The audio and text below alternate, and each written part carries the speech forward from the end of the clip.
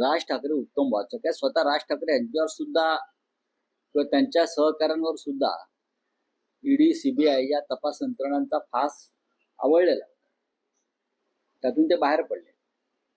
Guinea प्रकरणात सीबीआयनं त्यांना अडकवण्याचा प्रयत्न केला होता, मला माहिती असेल. एक प्रकरण घडलं होतं.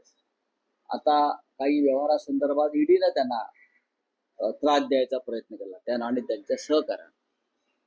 त्या प्रत्येकाने हे पुस्तक वाचावं. ज्यांना जे कधी काळी ईडीच्या सहवासात आले, जे कधी काळी ईडीला घाबरून काही निर्णय घेतले, शरण गेले, किंवा जे ताटमध्ये उभे राहिले, त्या प्रत्येकासाठी हे पुस्तक.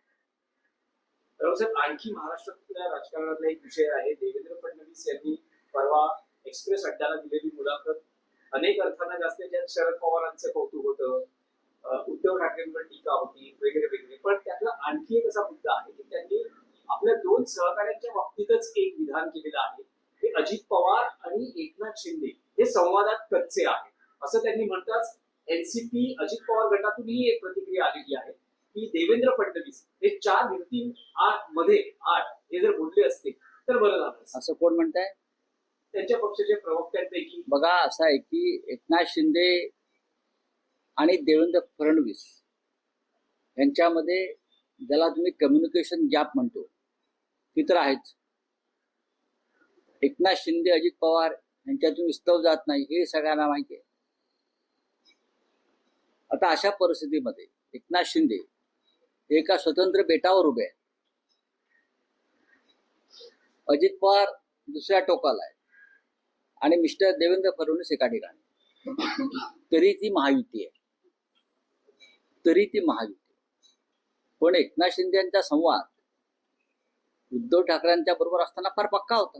आमच्याबरोबर त्यांचा संवाद फार चांगला होता. ते कोमात का गेले आहेत याचा तपास देवेंद्र फडणवीस यांनी करावा. त्यांच्यातली संवाद क्षमता का संपली?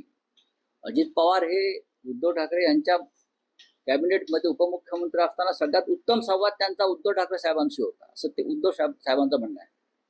मग आता या संवादामध्ये मुठाचा घडा का पडतोय त्यांच्या सरकारमध्ये, याचा अर्थ सगळं आलबेल नाही, सगळं व्यवस्थित नाही.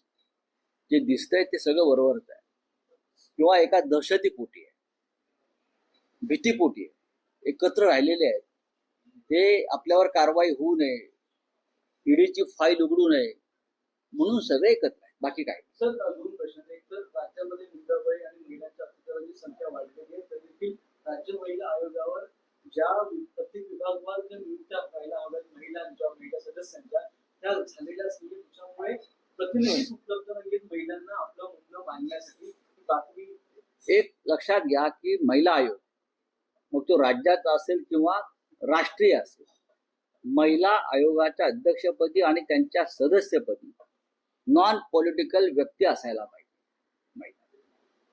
राजकारणातली सोय म्हणून जर कोणी त्या पदावर नेमणूक करत असेल तर महिलांना न्याय मिळणार नाही. केंद्रामध्ये सुद्धा राजकीय व्यक्तीच आहे आणि राज्यात सुद्धा राजकीय व्यक्ती आहे. राज्य महिला आयोग म्हणजे महिला आर्थिक विकास महामंडळ नाही, कळलं? हे एक घटनात्मक पद आहे आणि त्याच्यामुळे या राज्यातल्या देशातल्या महिलांच्या अत्याचारांना, अन्यायाला वाचा फुटते. पण आम्ही त्याला काय करतो की नेत्याच्या जवळच्या महिलेला आपण त्या पदावर बसवतो, सोय, राजकीय सोय आणि कॅबिनेट दर्जा देतो. हे पूर्णपणे चुकीचं आहे. नॉन पॉलिटिकल व्यक्ती पाहिजे त्या पदावर, अराजकीय व्यक्ती, महिला त्या पदावर पाहिजे आणि सदस्य सुद्धा तसेच पाहिजे. दुसरा एक प्रश्न सर, मुंबई महानगरपालिकेसंदर्भातला की 14,000 कोटीचं देणं बाकी आहे मुंबई महानगरपालिकेला बिल्डर आणि कॉन्ट्रॅक्टर्स म्हणजे बडे धनाढ्य बिल्डर आणि कॉन्ट्रॅक्टर यांच्यावर. अजूनही ते 14,000 कोटी महापालिकेने वसूलच केले नाही.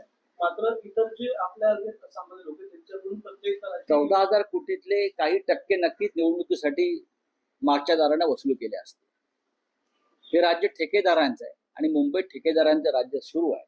त्याच्यामुळे उद्या 14,000 कोटी माफ झाले आणि त्या बदल्यात 5-10 हजार कोटी कोणाच्या निवडणूक फंडात गेले किंवा नगरसेवक विकत घेण्यासाठी वापरले गेले तरी आश्चर्य वाटणार. पण नेते आता असं अशी भाषा किंवा अशी भूमिका व्यक्त करू लागली. या आधी फडणवीस असतील किंवा आता चंद्रशेखर बावनकुळे असतील, ते असं म्हणतात की अपवादात्मक ठिकाणी जर युती झाली नाही तर आम्ही मैत्रीपूर्ण लढत लढू आणि मग परत एकत्र येऊ. म्हणजे काही ठिकाणी स्वबळावर महापालिका निवडणुका लढण्याचे संकेत भाजपकडून मिळतात. ठीक आहे, त्यांचा प्रश्न आहे.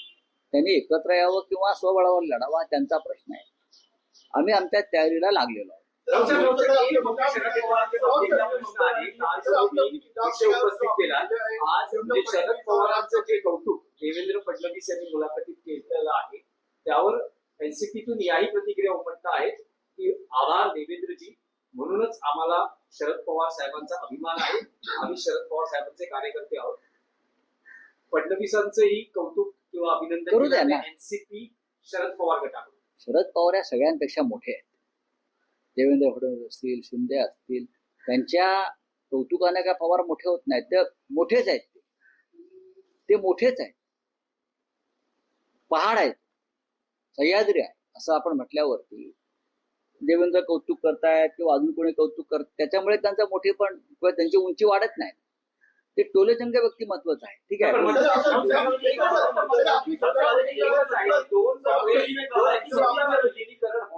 असं जेव्हा म्हटलं जातं तेव्हा अजित पवार गटातून जी माहिती मिळते आहे की तटकरे आणि प्रफुल्ल पटेल यांचा या एकत्रीकरणाला विरोध आहे. असं म्हटलं जातं आहे की समजा जर दोन काँग्रेस एनसीपी एकत्र आल्या तर तटकरे आणि प्रफुल्ल पटेल यांची राजकीय संधी किंवा महत्व कमी होऊ शकतं, म्हणून एकत्रीकरणाला विरोध होतो. असं आहे की ह्याच्यामध्ये विरोधाभास कसा आहे बघा. आजही ते शरद पवार आमचे नेते आहेत असं सांगतात. शरद पवारांच्या विचारधारेवरच आमचा पक्ष उभा आहे असं म्हणतात. आम्हीच मूळ राष्ट्रवादी आहोत असंही सांगतात. आपण एकत्र आलो पाहिजे असंही म्हणतात. आणि जेव्हा ती वेळ येते तेव्हा ते एकत्र व्हायला तयार नाही.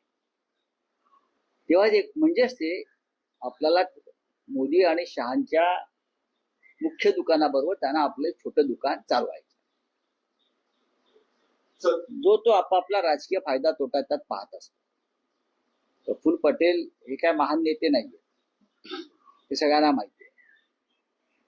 त्यानंतर आता तटकरे आहेत, अध्यक्ष आहेत त्यांच्या एका गटाचे. उद्या हा पक्ष विलीन झाला, तो होणार नाही असं माझी माहिती आहे, तर अध्यक्ष बदलावा लागेल. मग तटकरेने काय करायचं हा एक प्रश्न आहे. केंद्रातल्या मंत्रिपदांचा प्रश्न निर्माण होईल. प्रत्येक जण आपली व्यवस्था, आपली सोय आणि आपला फायदा राजकारणात पाहतो, तसंच हे आहे.